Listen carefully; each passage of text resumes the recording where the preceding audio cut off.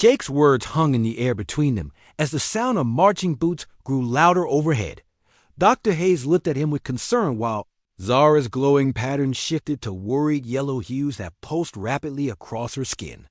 "Jake, you don't understand what you're saying," Dr. Hayes whispered. "Those are trained soldiers with advanced weapons. We're just a mechanic, a doctor, and a refugee hiding in storage tunnels."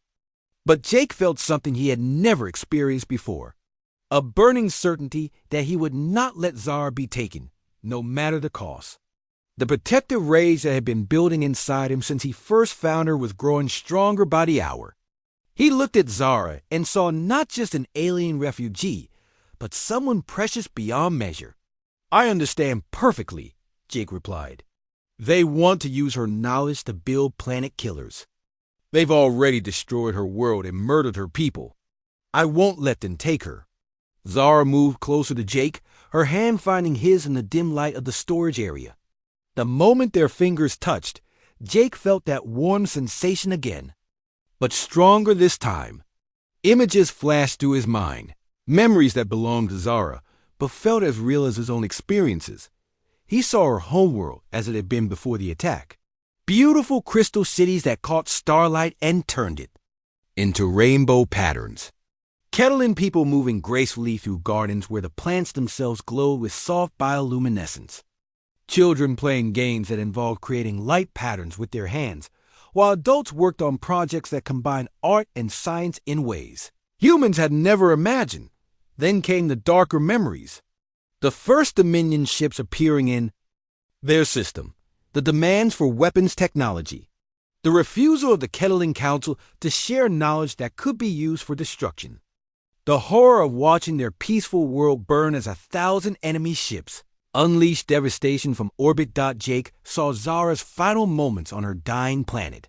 She had been part of a desperate evacuation effort, using her knowledge of energy manipulation to create shields that protected civilian transport ships. Hundreds of families escaped because of her actions, but she had been forced to watch her own family die when their shelter took a direct hit. The visions faded, but the emotions remained. Jake felt Zara's grief as if it were his own, along with her desperate need to find meaning in survival. Through their mental connection, he also felt her growing attachment to him. The way his simple kindness had given her hope when she thought all hope was lost. The way his protective instincts made her feel safe for the first time since her world ended. "The bond is deepening on its own," Dr. Hayes observed, watching the interplay of light patterns between them. "Jake, your biometrics are changing. Heart rate, neural activity, even your muscle density is increasing." Jake flexed his hands and realized the doctor was right. He felt stronger, faster, more aware of his surroundings. His hearing had sharpened enough that he could distinguish between the footsteps of different soldiers moving through the station above. His vision was clearer, and he could see details in the dim storage area that should have been invisible. "Is this permanent?" he asked. Zara squeezed his hand gently. "If you accept the full bond, yes. But Jake, you must understand what you are choosing.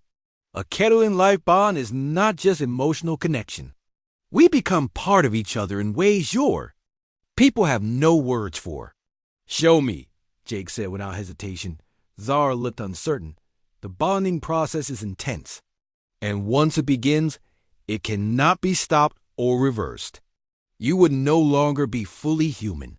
"I don't care," Jake replied, surprising himself with the certainty in his voice. "You've lost everything, Zara. Let me be your anchor. Let me help you carry the memories of your people." Dr. Hayes started to protest, but Zara raised her free hand to silence him. Her glowing patterns began to shift through a complex sequence of colors, each one more beautiful than the last. She spoke in her musical language, words that sounded like a formal ritual. "She's asking if you accept the bond freely, with full knowledge of what it means," Dr. Hayes translated. "Jake, think about this carefully. You're talking about fundamentally changing what you are." Jake looked into Zara's purple eyes and saw the universe of pain and hope contained within them. He thought about his simple life on Terra Station working.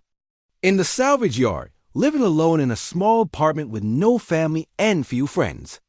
Then he thought about the possibility of sharing his life with someone who needed him as much as he was beginning to need her. "I accept," he said firmly. What happened next defied every law of biology Dr. Hayes had ever studied.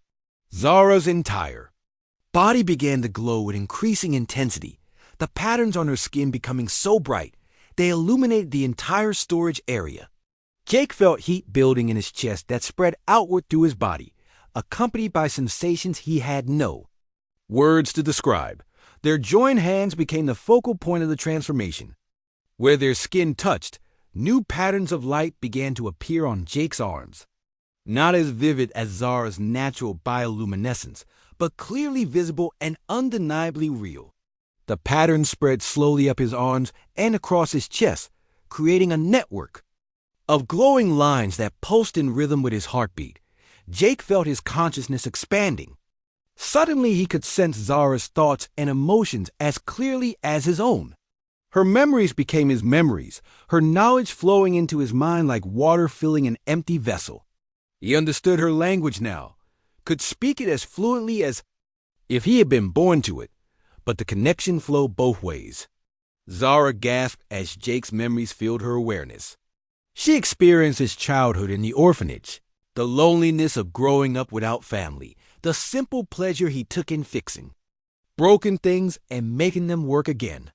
She felt his deep-seated need to help others and protect those who couldn't protect themselves.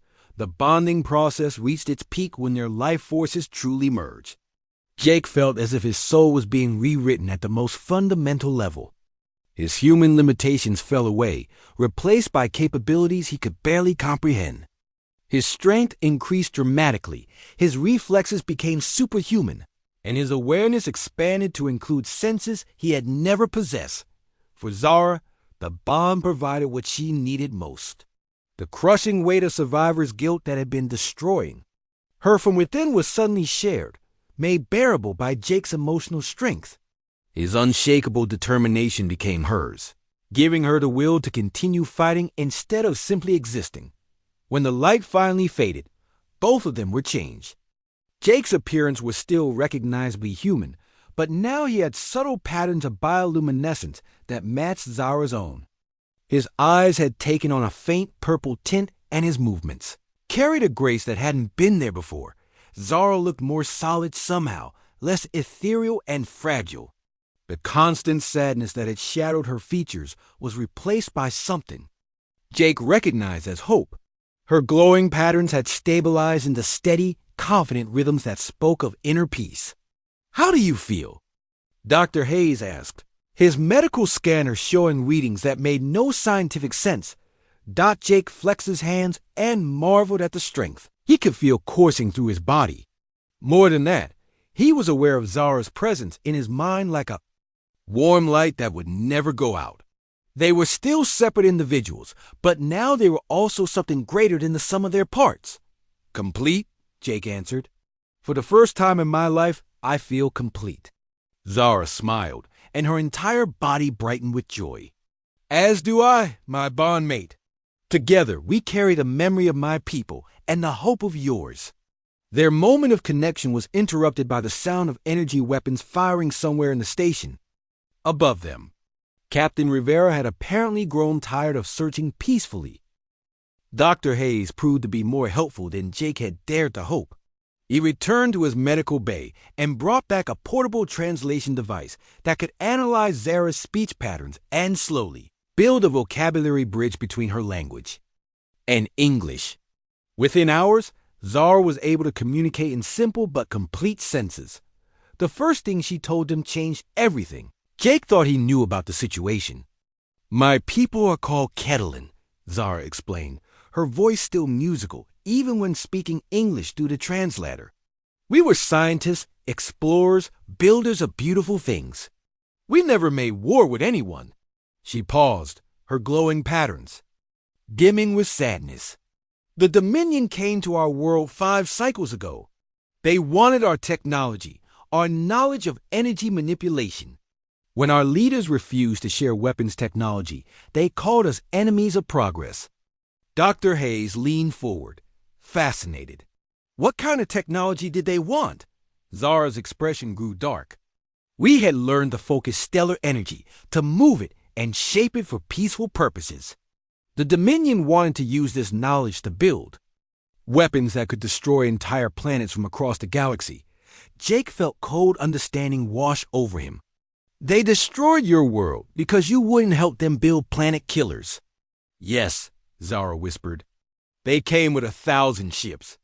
Our people had no weapons, no way to fight back. I was part of a science team studying energy patterns in deep space when the attack began. By the time we returned, everything was gone. Dr. Hayes asked a question Jake was afraid to voice. How many of your people survived? I do not know. Zara replied.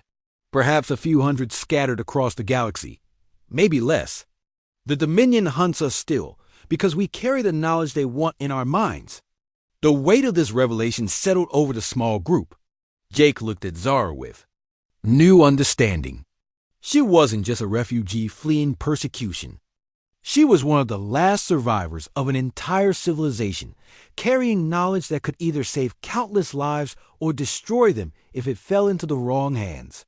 That's why you're glowing brighter around Jake, Dr. Hayes observed.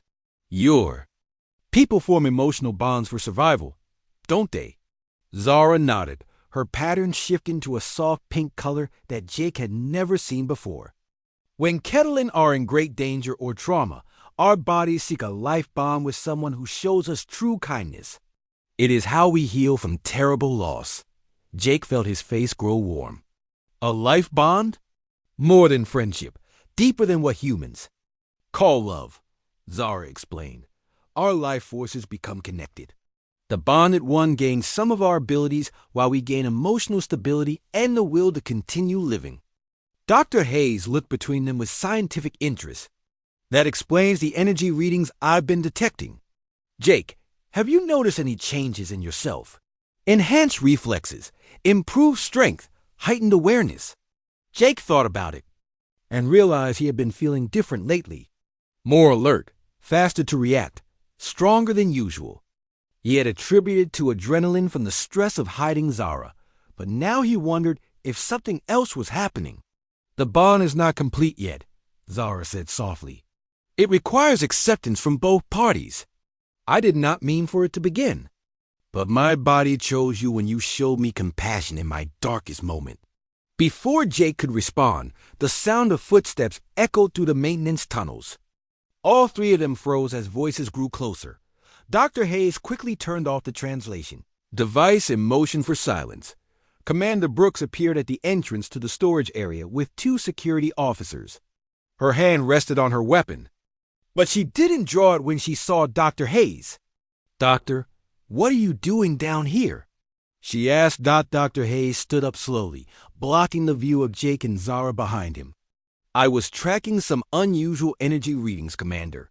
Thought there might be a problem with the power systems. Brooks looked past him and saw Jake.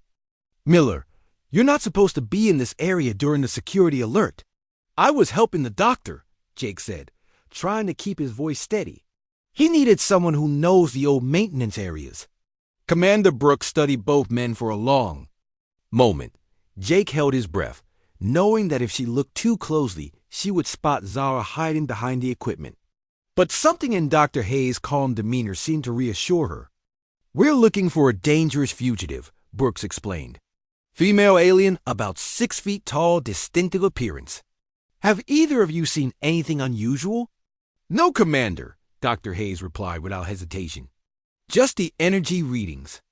I mentioned, probably just an old power coupling acting up. Brooks nodded and turned to leave, then stopped. Doctor, if you do encounter this fugitive, don't try to handle it alone.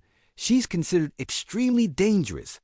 After the security team left, the 3 of them waited in tense silence for several minutes before anyone dared to speak. She's not going to give up, Jake said finally. They're going to search every inch of this station, Dr. Hayes agreed.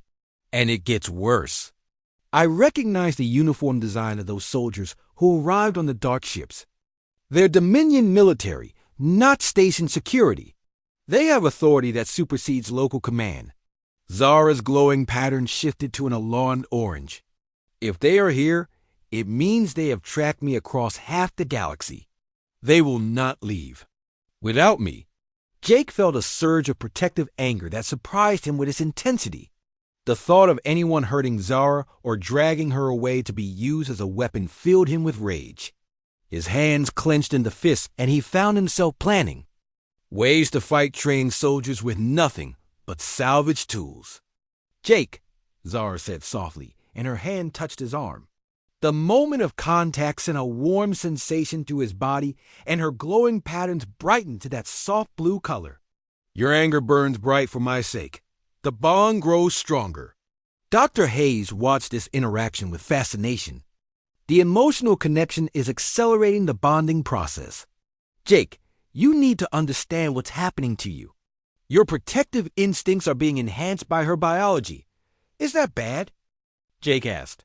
"Not bad, just different. You're becoming something new, something between human and Ketelin.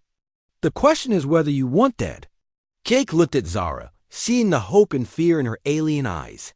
She had lost everything and everyone she had ever loved. Now she was asking him to become her anchor in a hostile universe, to be the one person who could help her heal from unimaginable trauma. "I want it," he said without hesitation. "Whatever it means, whatever it costs, I want to help her." Zara's entire body lit up with joy, her patterns cycling through colors Jake had never seen before.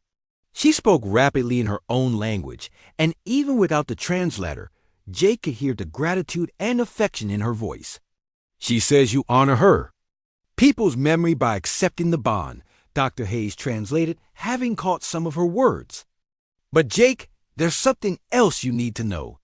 The Dominion captain who's hunting her isn't just following orders." "What do you mean?" Jake asked. Dr. Hayes looked grim. "I've been monitoring their communications.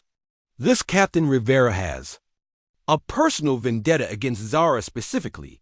She's the one who saved thousands of Ketelin civilians during the final battle, helped them escape before the planet was destroyed. Rivera was supposed to capture them all." Zara's patterns dimmed with understanding. "He blames me for his failure. The Dominion does not forgive commanders who disappoint them." "Which means he won't stop hunting you no matter what," Jake realized. "This isn't just about the technology you carry. It's personal." As if summoned by their conversation, the sound of marching boots echoed through the station above them. More soldiers had arrived, and the search was intensifying. Jake made a decision that would change all their lives. "Then we don't run anymore. We make our stand here." Commander Lisa Brooks stood in the station's command center, staring at the message that had just arrived from Sector Command. The official seal made it clear this was not a request but an order. She was to locate and detain an escaped alien war criminal who intelligence reports suggested was hiding somewhere on Terra Station. The description that followed made Lisa's eyebrows rise. Female humanoid, approximately 6 feet tall, silver hair, pale skin with bioluminescent markings. The message warned that the subject was extremely dangerous and had been responsible for the deaths of thousands of Dominion citizens. Lisa had never heard of anyone matching that description on her station. She called her security team together and showed them the alert. "I want a full sweep of all residential areas," she ordered. "Check every apartment, every storage unit, every place someone could hide. Be thorough, but try not to alarm the civilians." Her lieutenant raised his hand. "Commander, what if people refuse to let us search their homes?" Lisa considered this. Terra Station had always been a relaxed place where people minded their own business. Forcing searches would create resentment among the residents. "Start with voluntary cooperation," she decided. "Tell them we're looking for a dangerous fugitive, but don't give details. If anyone refuses, make note of it and we'll deal with those cases separately." Meanwhile, Jake was helping Zara understand the danger they face. The dark ships had docked at the station's main port, and Jake could see uniformed soldiers disembarking. They moved with military precision and carried weapons that looked more advanced than anything Terra Station security forces had. Zara watched the soldiers through the window, and her whole body trembled. The glowing patterns on her skin flickered wildly, shifting from their usual soft blue to an alarmed red color. She gripped Jake's arm and spoke rapidly in her own language, the musical tones now harsh with fear. "I know," Jake said softly, putting his arm around her shoulders. "We need to hide you somewhere safe." He thought about the station's layout. His apartment was too obvious and would probably be searched eventually. The maintenance tunnels might work, but they were cramped and uncomfortable. Then he remembered the old storage areas beneath the docking bay. Most people had forgotten they existed, and they connected to the station's original foundation. Jake gathered some supplies while Zara changed back into her own clothes. Her alien garments were damaged from the crash, but they would help her blend in better than his oversized human clothing. As she dressed, Jake noticed that her glowing patterns were responding to his presence even through her fear. When he came near, the alarmed red color would shift toward the calmer blue. They made their way carefully through the station's back corridors, avoiding the main walkways where security patrols were becoming more frequent. Jake led Zara down a maintenance ladder into the lower levels, where the air was thick with the smell of machinery and recycled atmosphere. The old storage area was perfect. It was spacious enough for Zara to move around, but hidden behind several layers of newer construction. Jake had discovered it years ago while chasing a loose power cable and had sometimes used it as a quiet place to think. He had never expected to use it as a hiding place for an alien refugee. While Jake was setting up a temporary shelter, Dr. Kevin Hayes was dealing with his own concerns. The station's medical sensors had been detecting unusual energy readings. For the past few days, the readings were unlike anything in his database and seemed to be coming from the residential area. Near the docking bay, Dr. Hayes was the kind of man who couldn't leave a mystery unsolved. He had spent his career studying alien biology, and the energy readings suggested the presence of a life form with unusual bioelectric properties. Against protocol, he decided to investigate on his own. He traced the readings to their strongest point and found himself standing outside Jake Miller's apartment building. Dr. Hayes knew Jake slightly, a quiet young man who kept to himself and worked hard. It seemed unlikely that Jake would be involved in anything unusual, but the energy readings were definitely strongest here. Dr. Hayes climbed the stairs to Jake's floor and knocked on his door. When there was no answer, he used his medical override code to enter. The apartment was empty, but the energy readings were off the charts. Whatever was generating them had been here recently. As he looked around the small apartment, Dr. Hayes noticed several things that didn't fit. There were 2 glasses on the table, but Jake lived alone.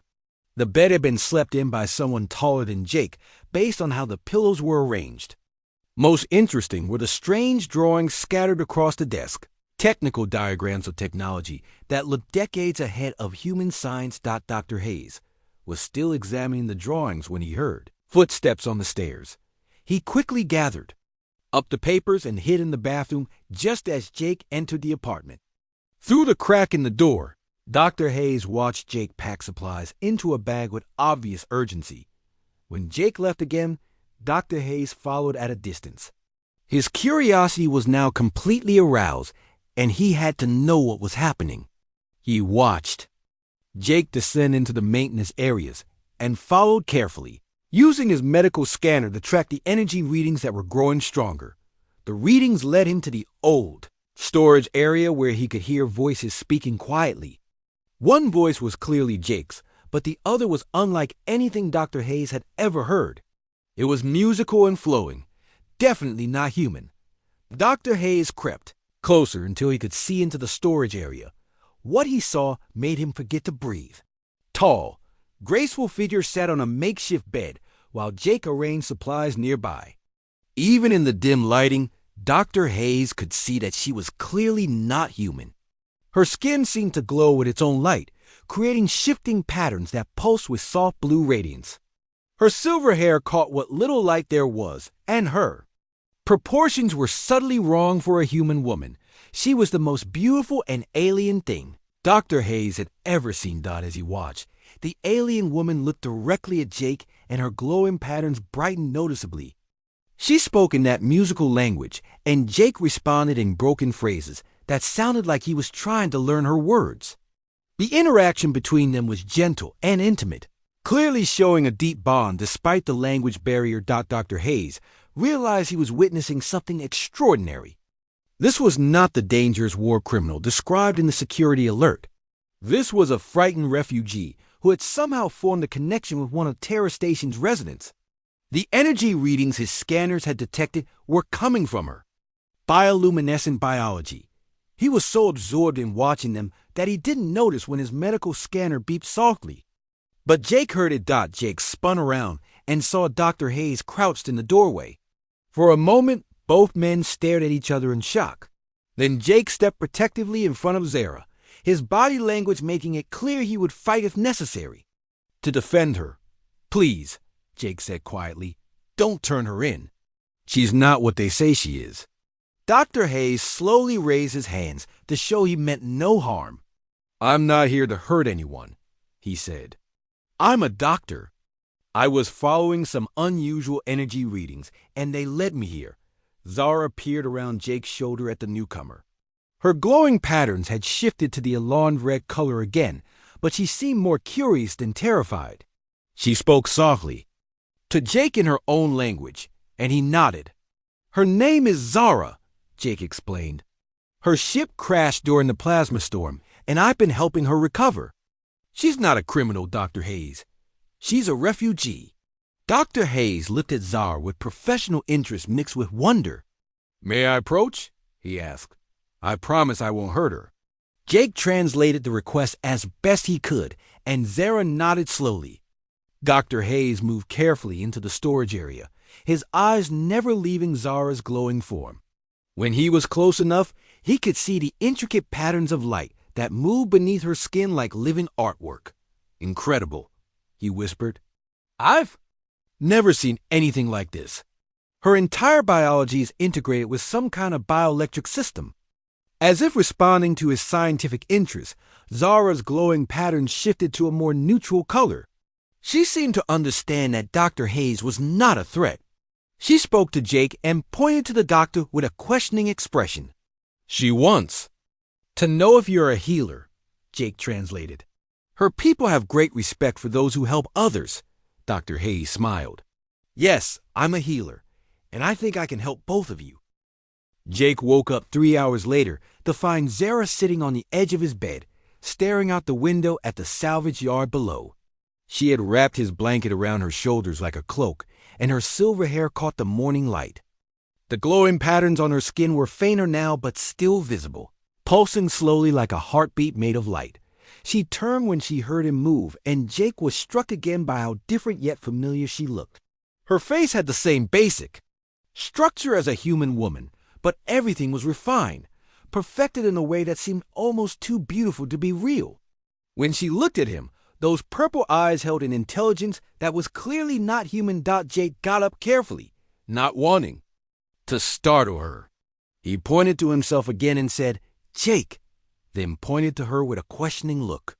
She understood immediately and said Zara in that musical voice that made her name sound like a song. Over the next few hours, Jake tried to establish basic communication. He pointed to objects around his apartment and said their names slowly. Water, bed, chair, door. Zara listened intently and repeated the words, her pronunciation getting better each time. Her learning speed amazed Jake. Within an hour, she was using simple phrases like, thank you, and I understand. When Jake brought her food, Zara examined everything carefully before eating. She seemed surprised by the taste of human bread and made a face at the coffee that made Jake laugh. The sound of his laughter caused something interesting to happen.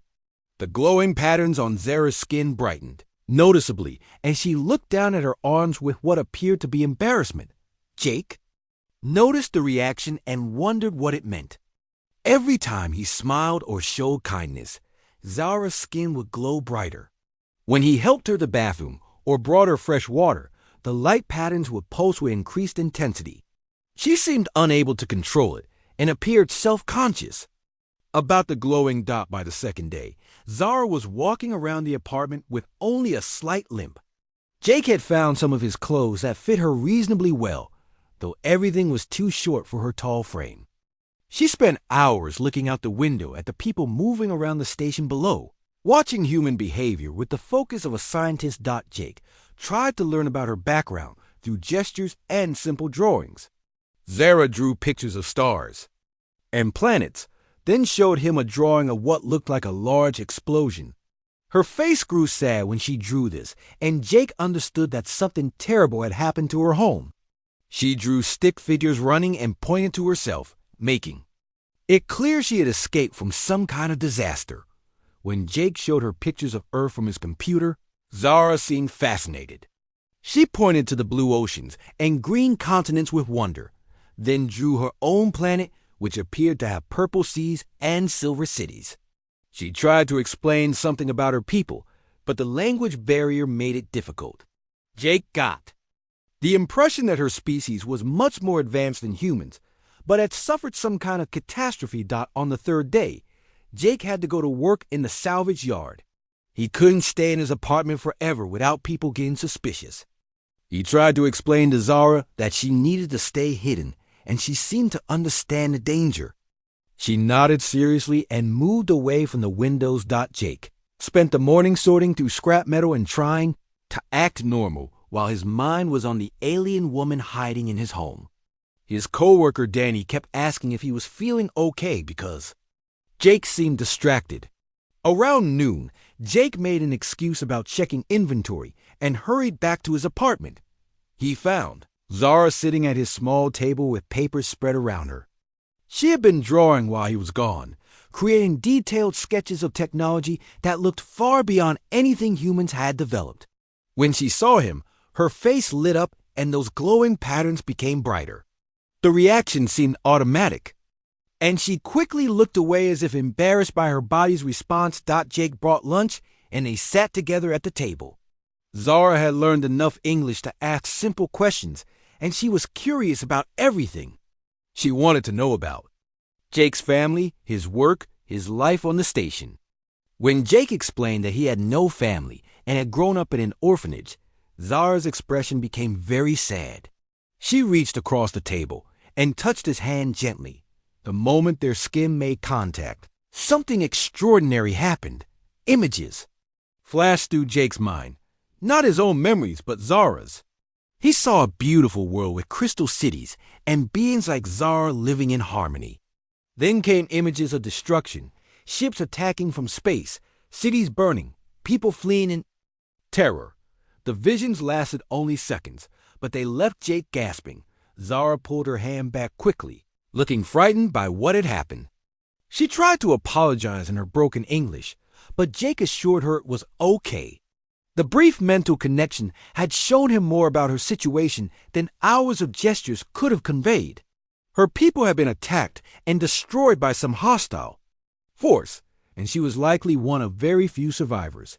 That evening, Jake noticed increased security patrols outside his window. Commander Brooks had doubled the guards, and they were checking identification more carefully than usual.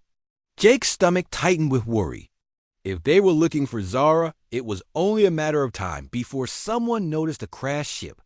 In the salvage yard, he tried to explain the danger to Zara, and she understood immediately. She had been expecting this, he realized. She drew pictures of soldiers and ships, making it clear that whoever had destroyed her world was still hunting survivors. Jake felt a surge of protective anger at the thought of anyone hurting this gentle, intelligent woman who had already lost everything. Zara seemed to sense his feelings because her glowing patterns brightened again. This time she didn't look away or seem embarrassed. Instead, she moved closer to him on the small couch and placed her hand over his heart. She spoke in her own language, the words flowing like music, and Jake had the strange feeling she was trying to tell him something important. As the days passed, their communication improved rapidly. Zara learned human words with incredible speed, while Jake began to understand some of her gestures and expressions. She taught him a few words in her language, though his human throat couldn't make the musical sounds properly. When he tried to pronounce her planet's name, she laughed for the first time since he had found her. The sound of her laughter was like nothing Jake had ever heard. Beautiful and alien, but somehow familiar. It made him feel warm inside, and he found himself wanting to make her laugh again. Every time he succeeded in amusing her, Zara's skin would glow brighter and she would look at him with an expression he couldn't quite understand. Jake began to realize that Zara's glowing wasn't random or something she was embarrassed about. It seemed to be connected to her emotions, specifically her feelings toward him. When he was kind to her, when he made her feel safe or happy, the patterns would brighten. When he was away at work, she would be dimmer when he returned, as if his presence somehow energized her. One evening as they sat together looking at pictures on Jake's computer, Zara suddenly grabbed his arm and pointed out the window. In the distance, Jake could see ships approaching the station. They were sleek and dark, nothing like the usual merchant vessels or mining ships that visited Terra Station. Zara's face went pale and her glowing patterns flickered erratically. She spoke rapidly in her own language, clearly terrified. Jake didn't need a translation to understand what she was trying to tell him. The hunters had found her. Jake Miller wiped the grease from his hands as he looked out at the angry red sky above Terra Station. The plasma storm had been building for hours, and now it painted everything in shades of crimson and orange. Lightning cracked between the clouds, with colors that Earth storms never had. Blue, purple, and green bolts danced across the metal structures of the station like angry spirits. He pulled his jacket tighter against the cold wind that howled through the docking bay. The night shift was always quiet, but tonight felt different. The storm had grounded every ship for kilometers around and set most people inside to wait it out. Only Jake remained in the salvage yard, checking the tie-downs on scrap metal and making sure nothing would fly away when the winds got worse. Terra Station sat on the edge of human space, a lonely outpost where miners and traders stopped to refuel and repair their ships. Jake had lived here his whole life, first in the orphanage and then in the small apartment above the garage where he worked. The station was home to maybe 3,000 people on a good day, most of them passing through. On their way to somewhere more important, the storm grew stronger, and Jake decided it was time to head inside. He was walking toward his apartment when a sound cut through the howling wind. It was different from the storm noise, a high whining that grew louder by the second. He looked up and saw a streak of fire cutting across the red sky. A ship was falling. Jake ran toward the impact site, his boots splashing through puddles of strange-colored rain. The ship had crashed in the far corner of the salvage yard, sending up a cloud of steam where it hit the wet ground. It was small, maybe big enough for 2 people, and shaped like nothing Jake had ever seen before. The metal was smooth and curved, with patterns that seemed to shift in the lightning flashes. Smoke poured from a crack in the hull, and Jake could see sparks from damaged systems inside. He grabbed a crowbar from his tool belt and pried at the ship's door. The metal was hot and left burns on his hands, but he kept working until the door finally gave way. Inside the ship, everything was dark, except for the glow of failing displays. The pilot's seat held a figure that made Jake's breath catch in his throat. It was humanoid, but clearly not human. The being had pale skin that seemed to shimmer with its own light and hair that looked like spun silver. Delicate features that were almost human, but too perfect, too refined. The stranger was unconscious and bleeding from a cut on her forehead. Jake could see she was female, though her proportions were slightly different from a human woman. Taller and more slender with longer limbs. Her clothes were made from material that felt like silk, but stronger than anything Jake knew.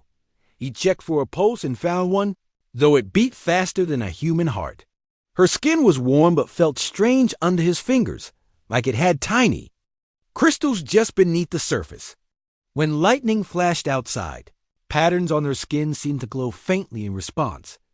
Jake made his decision without thinking about it too hard. The ship was filling with smoke, and the stranger needed help. He carefully lifted her from the pilot's seat, surprised by how light she was despite her height. Her head fell back, and he could see more of those strange glowing patterns along her. Neck and arms, the wind nearly knocked him over as he carried her across the salvage yard. Rain pelted them both, and the stranger's silver hair whipped around her face. Jake struggled up the stairs to his apartment, fumbling with his keys while trying not to drop his unconscious burden. His apartment was small and simple. One room that served as kitchen, living room, and bedroom with a tiny bathroom attached. Jake laid the stranger on his bed and turned on every light he had. In the bright illumination, she was even more beautiful and alien than he had first thought. Her skin had a translucent quality, and those glowing patterns were more visible now. They traced along her arms and face like living tattoos that pulsed with soft light. Her breathing was shallow but steady, and the cut on her forehead had stopped bleeding. Jake found his first aid kit and cleaned the wound as gently as he could. The stranger stirred when he touched her face but didn't wake up. Her eyelids fluttered, and he caught a glimpse of eyes that were larger than human eyes and colored like deep purple gems. He checked the rest of her for injuries and found bruises on her ribs and a twisted ankle. Nothing seemed broken, but she had taken a hard landing. Jake wrapped her ankle and covered her with his blanket, then sat in his only chair to watch over her. The storm raged outside his windows, and Jake wondered what he had gotten himself into. Harboring an unregistered alien was against station regulations and could get him in serious trouble. Commander Brooks ran a tight security operation and didn't like surprises. But looking at the unconscious stranger, Jake couldn't bring himself to regret his choice. She was so clearly hurt and afraid, even in sleep. Her face would tighten with what looked like bad dreams, and those glowing patterns would pulse brighter. Jake found himself wanting to comfort her, to tell her she was safe now. It was a strange feeling since they had never even spoken. Hours passed, and the storm began to weaken. The lightning came less frequently, and the wind died down to a steady howl instead of the screaming gusts from before. Jake dozed in his chair, startling awake every time the stranger moved or made a sound. Near dawn, she finally opened her eyes. Jake watched as those purple eyes focused on his face with obvious confusion. She tried to sit up quickly and winced in pain, one hand going to her injured ribs. Jake raised his hands in what he hoped was a peaceful gesture. "Easy there," he said softly. "You're hurt. You need to rest." The stranger stared at him without speaking. Her head tilted slightly, as if she was trying to understand his words. When she finally spoke, her voice was musical and unlike anything Jake had ever heard. The words were completely foreign, but somehow beautiful. She seemed to realize he couldn't understand her because she fell silent and looked around his apartment with wide eyes. Jake could see her taking in the simple furniture, the human technology, the pictures on his walls. Her expression shifted from confusion to what might have been wonder. "I'm Jake," he said, pointing to himself. "Jake Miller. You crashed in the storm. Your ship is pretty banged up, but you're safe here." The stranger watched his lips as he spoke, and Jake got the feeling she was trying to learn from his tone and gestures. She pointed to herself and said something that sounded like Zara. Her voice made the name sound like music. "Zara," Jake repeated, and her eyes lit up when he got it right. She nodded and almost smiled, though she still looked frightened and uncertain. Jake got up slowly, moving carefully so he wouldn't startle her. He went to his tiny kitchen and brought back a glass of water and some crackers. Zara sniffed the water cautiously before taking a small sip. Her face showed surprise at the taste, but she drank more.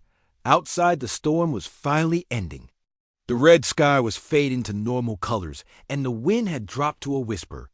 Jake knew that meant ships would start moving again soon, and people would be back to work in the salvage yard. Someone was bound to notice the crashed ship and start asking questions. But for now, in the quiet of his apartment, Jake sat with an alien refugee and tried to figure out how to help her. Zara watched him with those incredible eyes, and Jake felt something he had never experienced before. A connection that went beyond words or species. He didn't know what the future would bring, but he knew one thing for certain. He wasn't going to let anything happen to her.